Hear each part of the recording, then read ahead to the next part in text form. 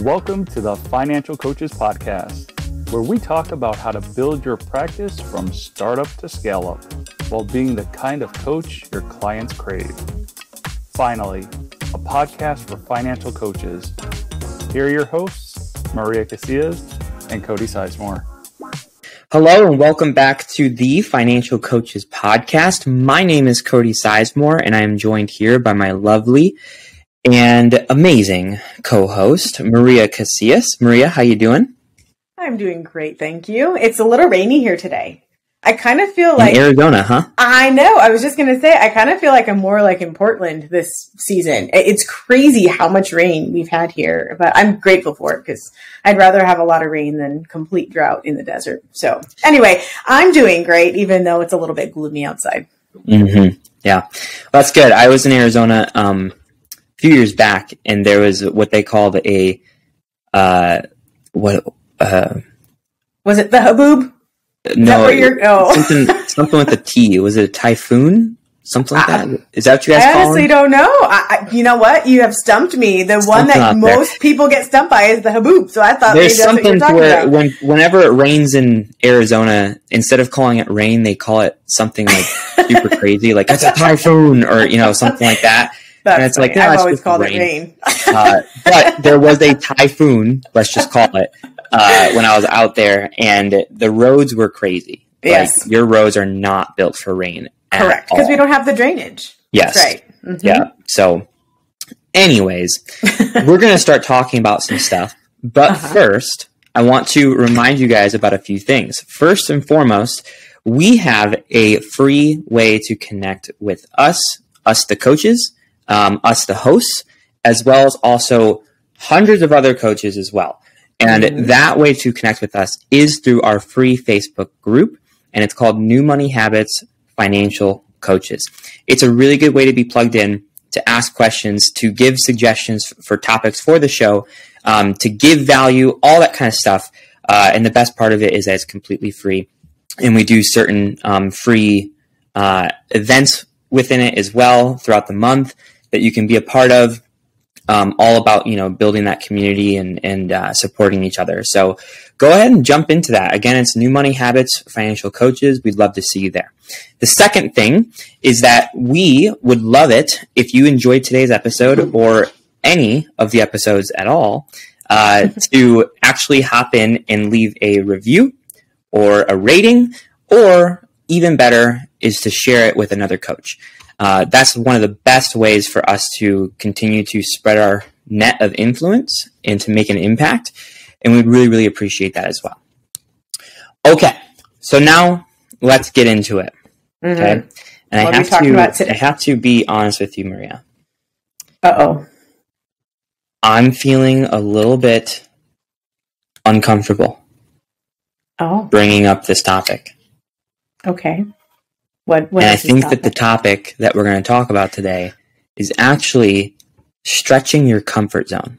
Oh, I love this topic. I'm excited about that. Okay. So I don't typically hear people say stretching your comfort zone.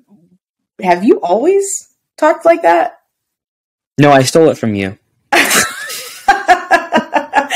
Well, I didn't make it up, if I'm being totally honest, but I do use it a lot. And so I think it's really cool that you also are using that kind of lingo. How before you quote stole it from me, what did you say before? Probably what most people say. Getting out of your comfort zone. Getting out of your comfort zone. Yeah. So why do you think it's important to use different language around this? Yeah. Well, when you said it, I really liked it because when you think about getting out of your comfort zone, it's like you're leaving everything behind that is safe, secure. Just the connotation behind it makes it seem like it's a really, really big thing that's like super scary. It's like the monster under your bed kind of thing. Yeah. Whereas stretching your comfort zone, it means the same thing, but the feeling and emotion behind it is different. It's like, hey, like, you're still comfortable. You're still taking care of yourself. You're still doing your due diligence, but you are stretching it a little bit in order to grow. right? And I think that, when people hear that and they have that kind of feeling surrounding it, they're more than likely to actually take action on these things and actually make things happen for them.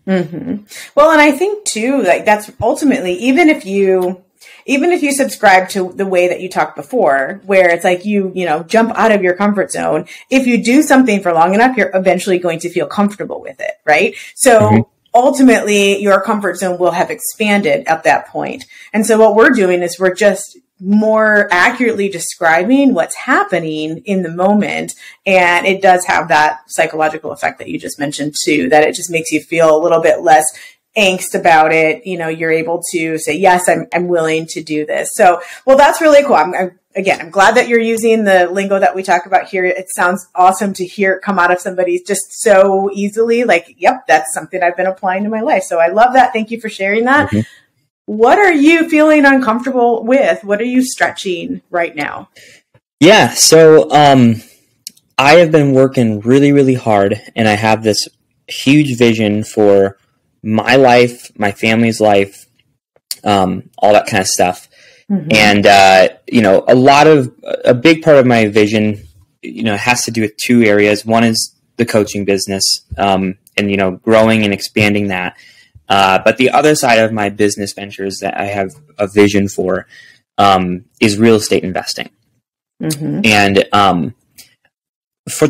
ever since my son was born, essentially, so the last year and a half, something like that, our house that we're currently living in has been shrinking.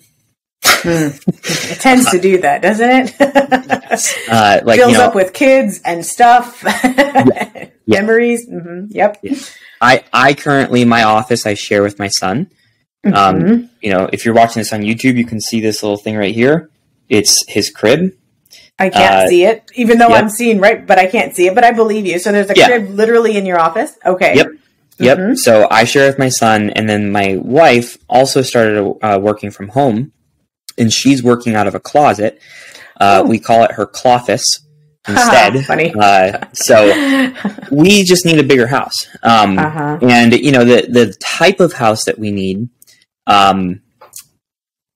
is a pretty, expensive kind of house in the school district that we are looking for. So making this move, it's a pretty big step for us. And we just had our offer accepted on a house recently, which is probably almost double in value of our current house. The size of it is over double of our current house, and the mortgage payment is almost triple of our current house. Because of interest rates, and I'm guessing based on timing of this purchase versus timing of when your last purchase was, et cetera. Yep. Okay. So, very big change. Something that is definitely a little bit intimidating, and it's definitely something to where I am for sure stretching my comfort zone. Now, I have ran the numbers on things several times, and I feel very, very confident that one, we can do this, and two, that we're going to be comfortable doing this. But regardless, it's still a huge step for us as a family. It's a huge step for, what I'm trying to build with real estate, because we're keeping our current home. We're not selling it to move into this new house. We're keeping it and turning it into a rental. So, it's a big thing. And that's why I kind of wanted to bring it up, is because I'm dealing with this currently right now in my own life. I think our closing date is actually 3 weeks from today. Oh, wow. So, it's coming up. Yeah. Okay. So I wanted to bring this up because one of the things that has made me feel very confident and actually excited to make this big step is just the thought process of how by doing this, I'm automatically kind of pushing myself into a new level of standard, I guess you could say. I need to perform at a certain level. I need to get more creative with my business. I need to be more consistent with things. I have a new bar that I have to meet. And to me, that's exciting because that's just going to push me while also going after this real estate venture. It's pushing me to keep my other venture, which is the coaching business, growing, right? Mm-hmm. And growing not because of like a desire to grow. That desire will always be there, but even having like that like need to grow, mm-hmm. right? Mm-hmm. Because I'm not gonna, just let things slip down or stay the same or whatever, and feel like I'm either staying stagnant or if things go backwards, really struggling. That mm-hmm. just isn't an option for me anymore. So it's pushing me to raise my standard. And by doing that, it's very exciting because when I raise my standard with my own work and my business, then that means that naturally I'm going to be helping more people in a more effective way, making more impact, and just growing and growing and growing from there. Yeah. But this wouldn't have happened if I didn't take that comfort zone mm-hmm. and stretch it a little bit. Mm-hmm. And that's basically why I wanted to talk about this today, is because I think that, it applies to my personal life, but it also 100% affects my professional life as well. Yeah. Well, there's a couple things that I'm hearing and I want to point out. One of them is that I know just from knowing you and having all the discussions that we have over the last few years that you are personally motivated by that higher bar. Like, I know there are a lot of people, sometimes myself included, where if I put too much pressure on something, especially if it's like in order to make a certain amount of money, that messes with my head. And I know this is the case for a lot of other people as well. And it actually has the opposite effect. And it becomes where it's like, if you're too focused on that, all of a sudden you're not making the money and all that stuff. I know that not to be true for you. I know that you actually are not only motivated by that, but it's a really good mental trick that has worked very well for you. Mm-hmm. Having said that, anyone else who is listening, if you are more along the lines of it creates this added pressure, don't do something like this at home, right? Like just hear that out loud. But since I know that about you, I think it's actually really cool. The other thing that I hear, and I just want to point out because I think it's such a beautiful thing, and I since I know you, I'm sure you've done this intentionally, but I don't know if it will come out as intentional. I think there's more of a subtlety to it. What you've done is set up this higher bar for yourself, absolutely in line with your values. And I just think that is so, so cool. Like we did, I don't know how many weeks ago it was, but we did that exercise where you gave us like the visualization exercise, right? Mm-hmm. So I'm not at all surprised to hear what you're talking about today because so much of that was listed in your visualization example that you gave us. And I will say, I'm going to cut you off for a second and I'll let you continue. Okay. Yeah, you're good. The reason that this is becoming a reality is largely in part because I was doing those visualization exercises regularly. I don't doubt that one bit. Not one bit. Yep. And so, because I can see the thread of common in that. I think what is so cool is that when you, for example, you're shooting for one goal, but it's absolutely, again, in alignment with what those values are. And so it feels like you're doing multiple things at one time, but they're all connected. And so it's so cool to see. You're not just stretching your comfort zone, for example, to, buy something that is really, really cool. You're stretching it. Yes, I think you said it's almost triple is what your new payment's going to be. Yep. If you just did that and had no movement towards any of your other stuff, it'd be like, oh, is that something that is worth it to you? You have to decide, is it worth it? But because it's in an area that is important to you, you mentioned a school district, for example.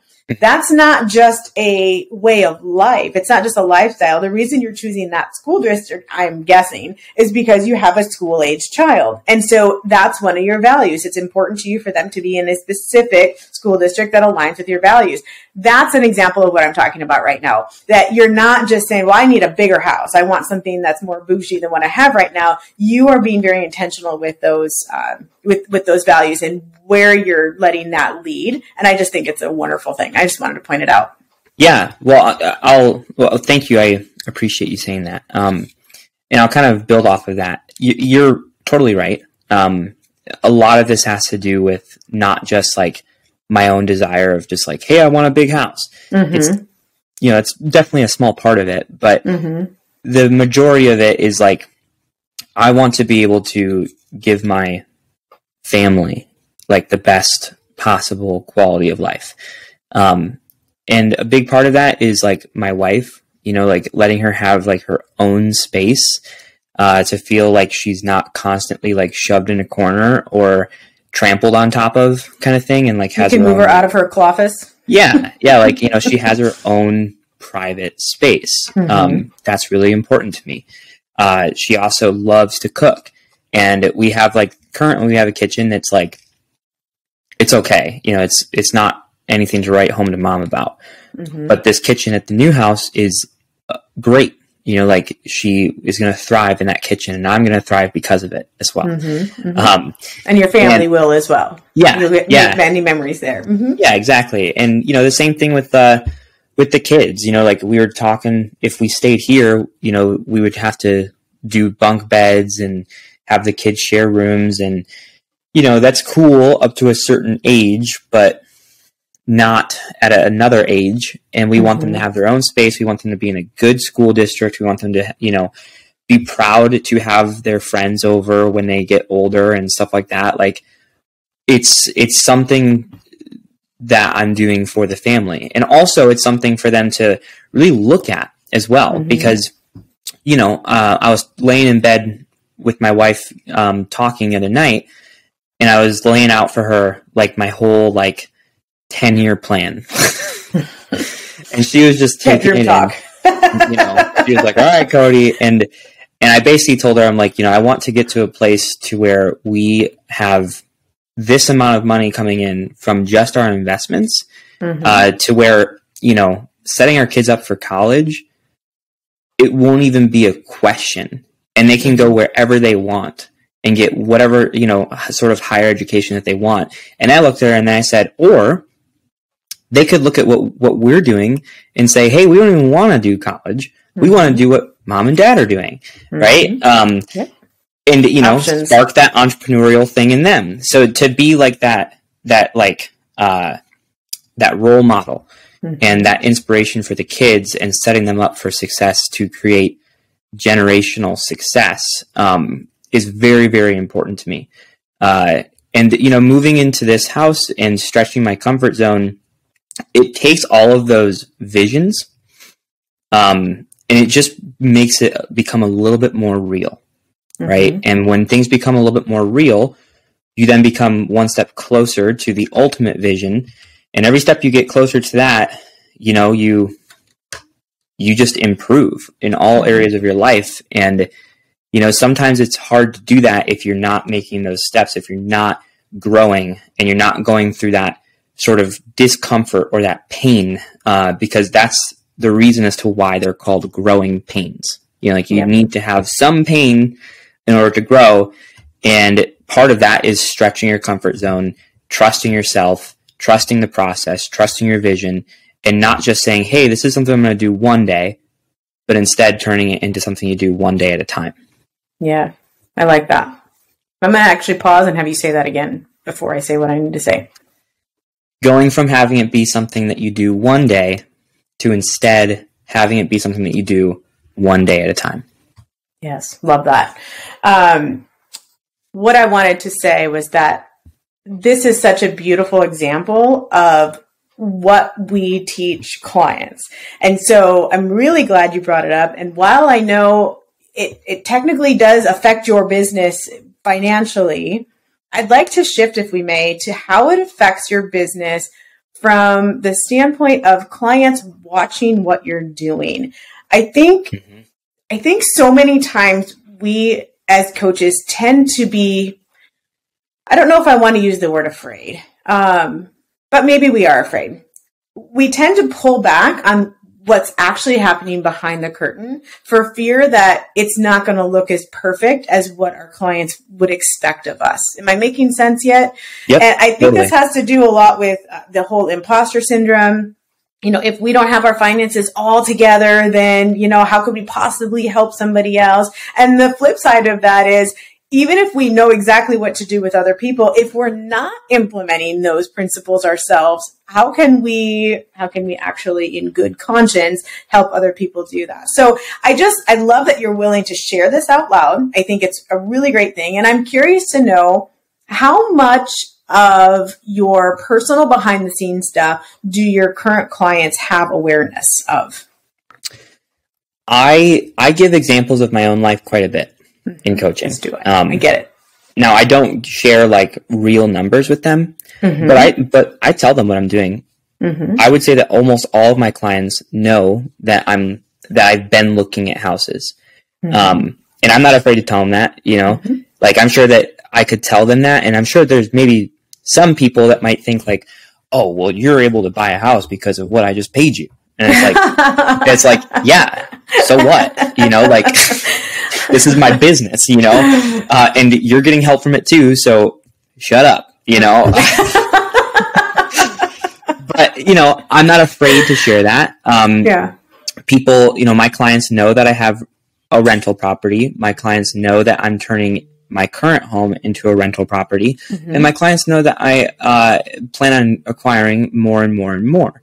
Now, that's also a big reason as to why some people work with me. That's right. Some people see this on Facebook or Instagram or whatever, and they say, hey, like I saw that you just got a rental property, or I saw that you're doing this, and that's something that I want to work towards too. How did you do that? And then we can have the conversation and start working together. Perfect. So, you taking your life and you leading by example by staying intentional, staying consistent, stretching that comfort zone, and doing the things that you say, doing the things that you preach, really. That leading by example is what really can push your clients. And when you have clients that feel inspired and they feel like they're being pushed in a way that's really good for them, one, they're going to get really good results. And two, they're going to rave about those results with their friends and family and send them to you as well. And that's been happening a lot recently too. I've been getting a lot of referrals lately. And that's what I mean by taking something in your own life and stretching your comfort zone. It can really affect your business and the growth of your business, but not just your business finances, but also the results that your clients are getting as well.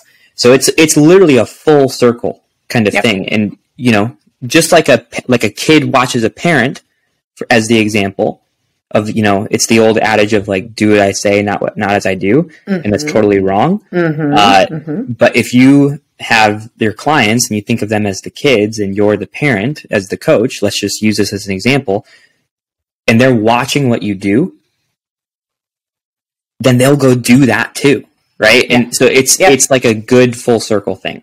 I agree. And I think one thing that you alluded to, but I'm going to actually make more explicit, is the way that you show up. So it's not just the numbers that are going on behind the scene, but if your clients or potential clients or just followers are watching you and you exude stress and anxiety and like the unknown, they're not going to really be attracted to working with you, because they're going to be like, well, they might have a lot of wealth, but they seem to be really on edge all the time. But if you are joyful and you're at peace, and even when things get tough, people are going to actually, like you said, be inspired by you and be drawn to you, because they're recognizing that you have the ability to cope even when those things are difficult, because of the behaviors and because of the financial decisions that you've made up to that point. And so I just think it's so important. As you mentioned, people are watching, like kids watch their parents. They're going to do and emulate as you are. So don't